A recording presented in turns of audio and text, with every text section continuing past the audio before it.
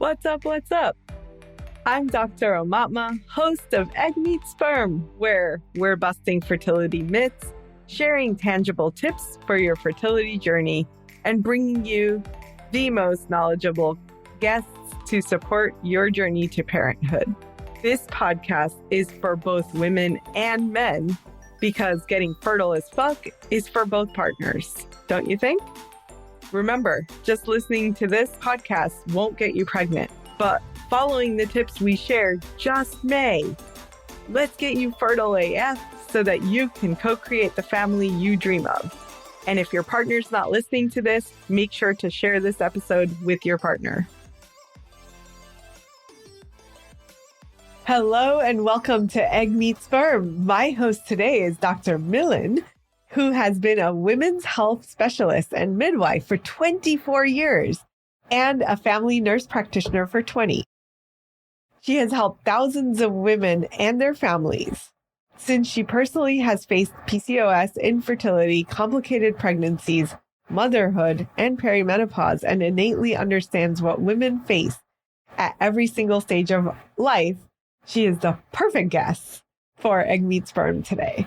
She has seen the conventional medical system that has failed women in achieving true healing and preventing disease and is dedicated to helping women improve their health and vitality through a functional medicine approach. Welcome, Dr. Millen. Thank you. Hi, Dr. Matla. It's so nice to have you here. Thank you. Yeah, this is exciting.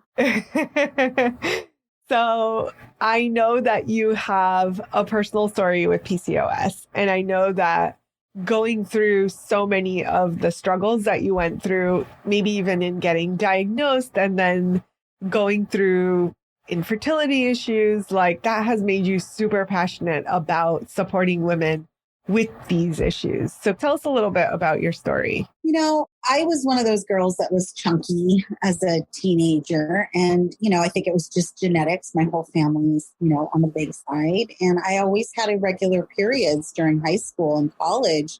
And I finally had this sort of massive period where I didn't have a period for a couple months, went to the OBGYN and they were like, you might have PCOS. And so I didn't know what that was. I was in college, worried about studying, not really worried about my health as much. I was your typical college student, eating whatever I wanted and still exercising and, having a good time. And that was sort of the first time I even heard about what polycystic ovary syndrome was.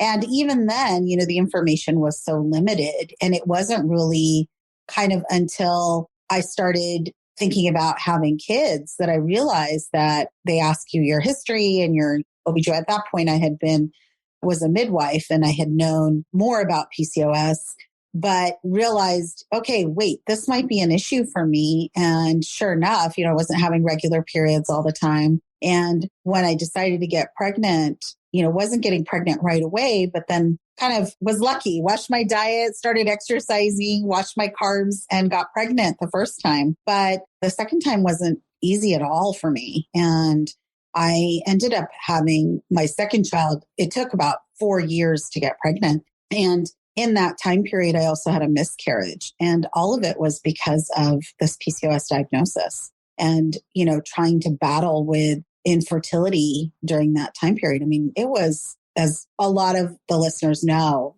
a really tough period in my life. Yeah, thank you for sharing that. That's really tough to go through and to have this feeling or experience of like, oh, this must be genetic, only to find out that it's actually not. There might still be a genetic component, but it's complicated and it's still your story. It's not like, hey, this is something that happened and we can't control it, but there is so much in terms of PCOS that you just are experiencing on the day-to-day basis and then going through the fertility stuff. It's a lot. It is. And it's a really complicated condition. We don't even have great guidelines. We don't have great ways to diagnose women. There's so many different hormonal pathways that are involved in PCOS. I think there's still a lot of work to be done in research to understand why women have this condition. We kind of throw everyone into that bucket. And, we even get people.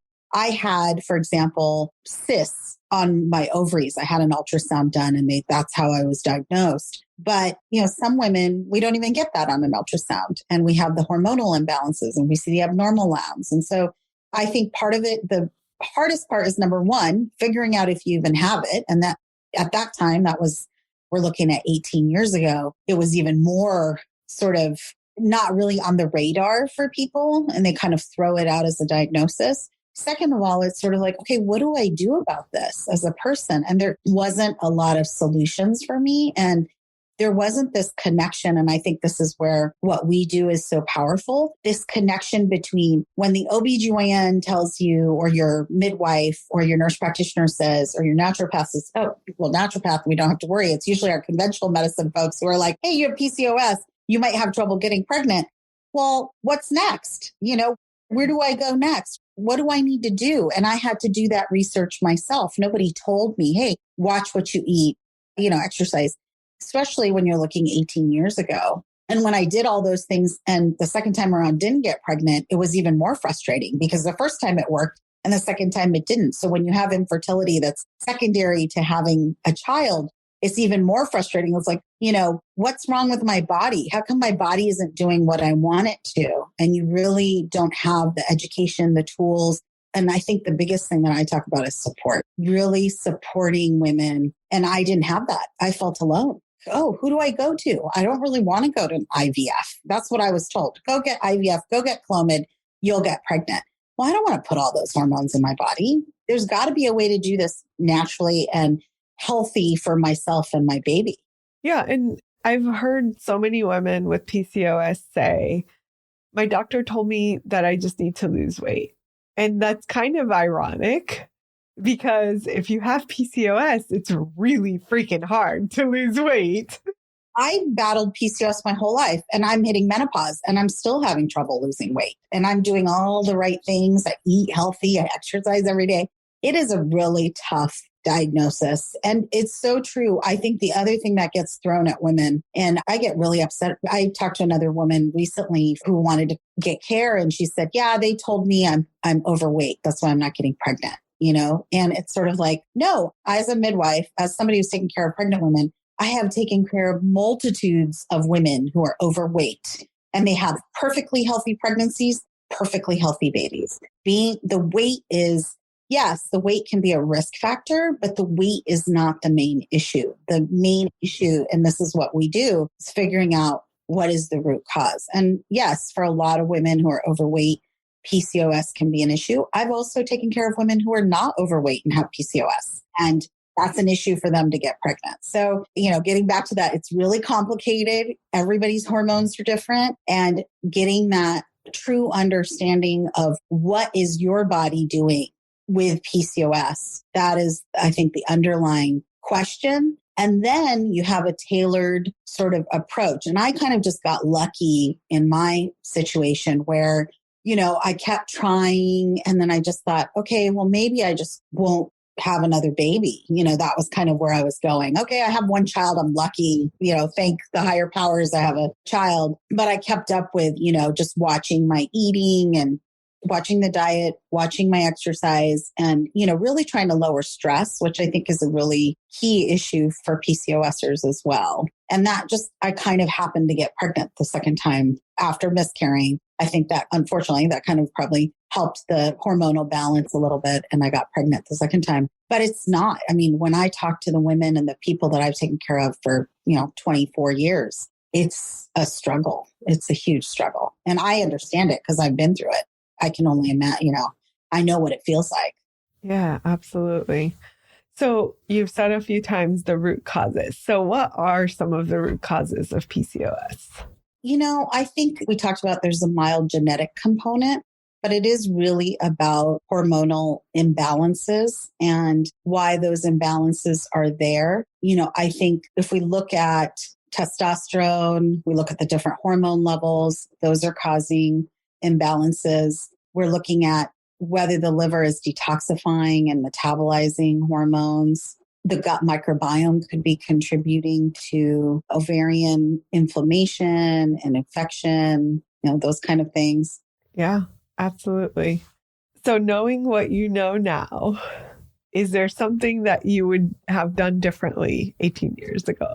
I think I would have reached out for support. I ended up doing the right things, right? I got what I wanted. I ended up having a second child. I'm really grateful for that. But I was lonely at that time. And I felt like there was nobody to talk to about that.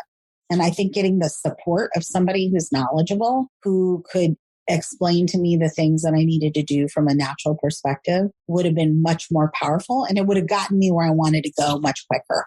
And I think that's what I would have done differently. And I didn't know of those resources back then. I didn't know a naturopath locally or, there weren't a lot of people doing functional medicine back then. That was 18 years ago.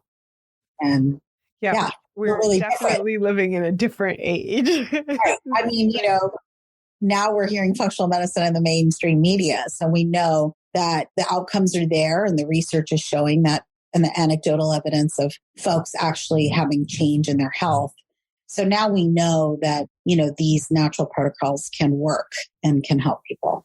So what are some of the natural things that we can do to support specifically around PCOS women trying to get pregnant? Is there some things that people can take away and just say like, oh, if I can do this, then I know that I'm at least on my path to supporting my fertility? I think the first and foremost thing was not beating yourself up. I think we talked about weight. I think people feel shamed into thinking that, oh, I'm unhealthy or I'm overweight and, I PCOS, therefore, it's not going to happen. And I think their mindset is really important. And I know we use mindset, kind of overuse the word mindset these days, I know, but it's true. I mean, if you have that faith and determination that you are going to have a baby, you believe in your body that it has the capability to heal, that you can get pregnant, that you can carry a pregnancy to term, that you can have a healthy baby. Like you have to get out of your head that, oh, my body's not working. I think that is a really important mentality. And I know that's not easy to change. I mean, I think that's where the support piece is really important. So getting support around PCOS, reaching out to providers, getting a support group to help you get through this issue. And I think conventional medicine doesn't provide that. I know that because I've worked in conventional medicine for 24 years. I had 15 minutes with a patient, and how am I supposed to support them through infertility and PCOS in 15 minutes? That's not going to happen.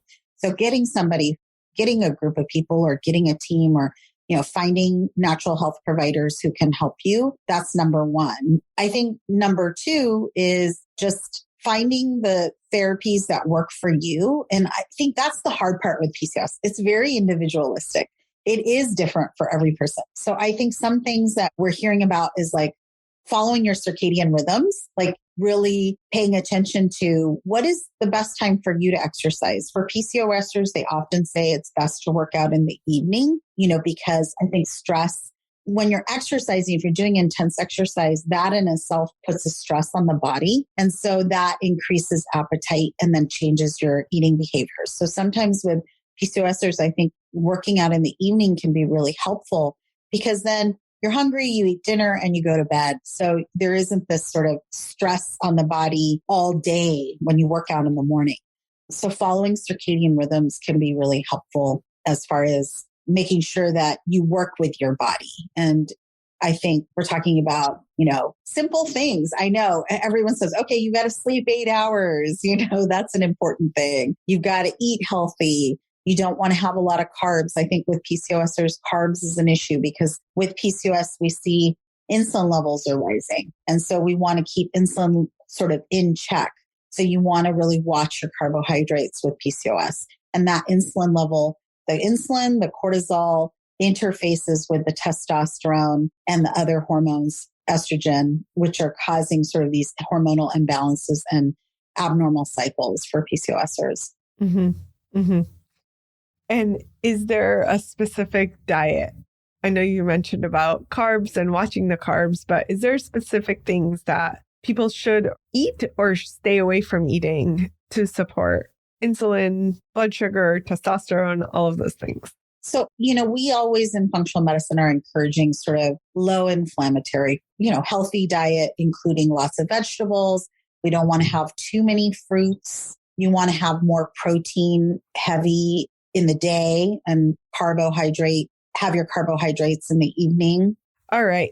So that's awesome. I think that the tips around exercise, circadian rhythm, kind of eating a healthful diet that is anti-inflammatory, I'm assuming cutting out processed foods and sugar and stuff like that, right? Like, I know that every one of our guests shares that, but to a certain extent, I feel like we couldn't be reminding people frequently enough. You know what I mean? Like, we're so inundated with the ads and commercials and the stuff you see at a grocery store, or you like walk past a restaurant and you're like, oh my God, that smells really good. So to be reminded like, oh, right, that might not be the best thing for me, or, oh, I could like really stand to make different choices around the food that I'm putting into my body. Because even though people will sometimes say like, oh, it's so restrictive to eat this way and I can't have any fun. And I'm like, that's one perspective, but you can also embrace the perspective of the things that I put into my body because I have control over what I can put into my body. It's really helpful to reframe to like, hey, this is nourishing. To me, it's nourishing my future baby. This is like a kind of a sideways or a bypass to really embracing a different viewpoint that is not, it's in alignment to your goal rather than in alignment to the things you think you're into. And, I think you're absolutely right. I think, of course, I was going to say those same things. Don't eat processed foods, eat a lot of green leafy vegetables, eat a lot of variety in your vegetables, have a lot of rainbow foods. And people do find it really intimidating to follow these diets. And especially for PCOSers, because other folks might follow those diets and see an immediate effect like losing weight. But for a PCOSer, they might not lose weight. But we have to know that inside the chemistry and the hormones is changing. And even if you don't see an outer weight loss, you are rebalancing those hormones so that you are ovulating and you can get pregnant. And that is, I think, a tough thing for specifically PCOS women is that, oh, I'm going to follow this diet, yet I don't feel any different. They might not see, or I don't see any difference, but you will see a difference in your cycles. You'll see a difference in your charting, your BBT charting. You're going to see that ovulation spike a lot of people don't get in PCOS. They don't ovulate. So it's tough for me. I mean, I personally have a tough time to do it, just like everybody else. And then you get into that mentality, oh, well, I don't think it's doing anything. I might as well just go get a burger and fries from Five Guys, and so it's hard. But when you have that goal of rebalancing your hormones, it becomes sort of your motivation. Like, I do want this healthy pregnancy. And so I'm going to follow that diet of eating mostly protein and vegetables and having a little bit of healthy carbs and not having a lot of gluten and dairy and, soy, eggs, things that are inflammatory. So that's kind of, we hear you, I think all of us who are in here, even us as health providers, natural health providers, functional medicine providers, we know the challenges because we face them ourselves. Awesome. Thank you so much for sharing all of your wonderful wisdom and for being with us today. Is there anything that you want to share as like the message that if someone is struggling with PCOS, something that you want women to know and embrace and like walk away with today? I think I said it before. Don't give up. Like, don't feel like I have PCOS, I'm infertile, that's it. Like, don't give up.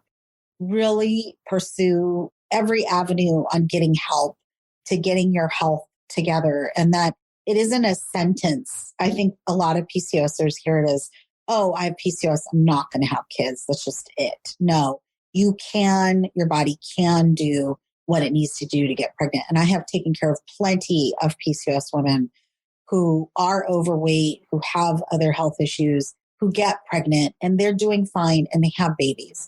So that's the take home message. Don't give up. Don't let conventional medicine kind of streamline you into this is the way I've got to do it. No, there's another way and we're doing that work. So, come and find us. I think that's it. Yeah. All right, you guys, you heard it here first. Just because you have PCOS is not the sentence of infertility, and don't let conventional medicine tell you otherwise, coming from a nurse practitioner who has worked in the conventional medicine field for 24 years. So you have heard it. You now know some things that you can do. Make sure to tune in for the rest of the week for amazing tips from Dr. Millen. And Dr. Millen, where can they find you?